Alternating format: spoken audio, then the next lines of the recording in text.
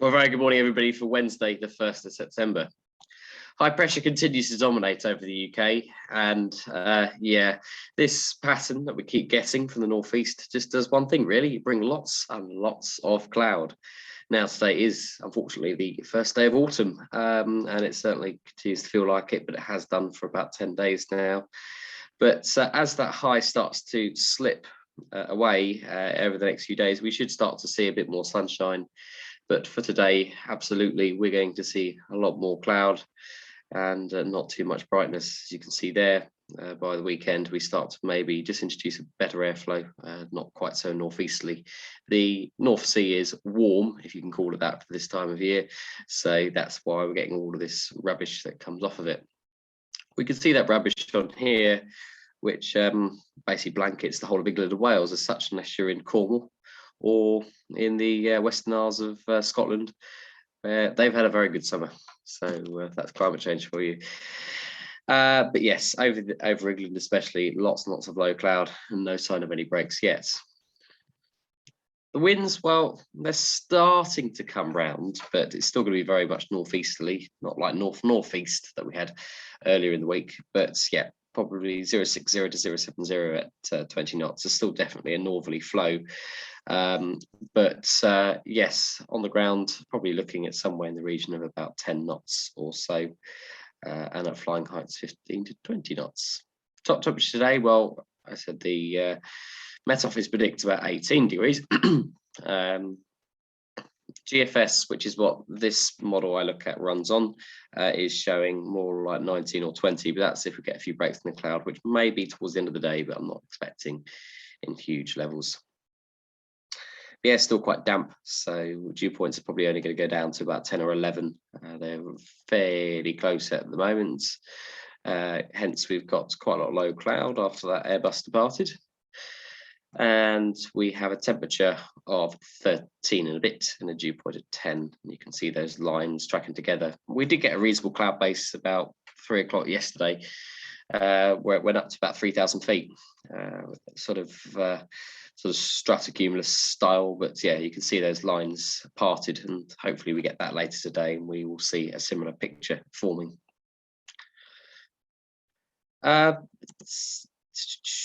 Odium currently says it's few at 1,200, broken at 3,300. I think take few with a pinch of salt. It's not actually as good as that. It's probably more like scattered. It is flyable, but it's not very high at the moment. Farnborough saying very similar. All of the TAFs are sort of suggesting it will be a little bit tricky until lunchtime, which is broadly similar as it is to the last few days. So yeah, an improving picture, but it will start off with fairly low clouds, not so easy for aero towing. As you might expect, that's done no good for the soaring forecast, which, though you might get some local soaring, will almost certainly not be anything good for anything else. And at 11 o'clock, you can see here we're still dealing with low cloud below 2,000 feet. It might go up to maybe 2,500, 3,000 feet, but it's going to peak at that. And this is the optimistic model. So yeah, maybe the chance of some local soaring, but not much more than that. Cloud distribution. But yeah, you can see there, sort of might clear up by evening, but other than that, lots of cloud.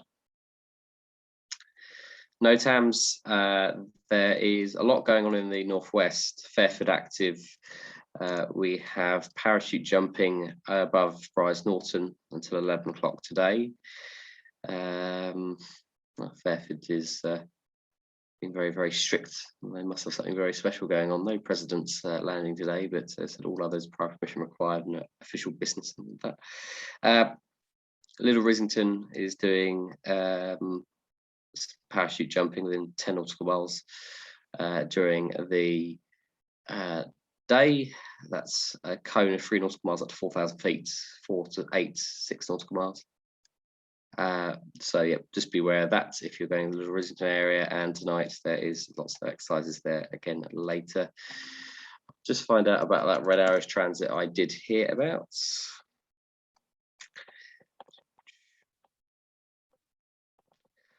Whilst we're waiting, is one jet movement at 4:30, which is going out to Birmingham. It is on a bit of an air test, so if suddenly we're asked to clear the runway again, don't be surprised. But I'm not expecting that. They were very kind in getting that Airbus away that those of you on the airfield have just seen. They got that away reasonably promptly at 8:30, so that's at least removed one headache. But yes, there is going to be a Red Arrows transit about 3 or 4 o'clock this afternoon, probably going through the area just to the west of Popham. So it doesn't really affect us. It'll be about 500 feet to 1,000 feet down from Scampton, and then past Bullington Cross, and then down towards Bournemouth. The Bournemouth Air Show this weekend, which will have some more restricted airspace from tomorrow.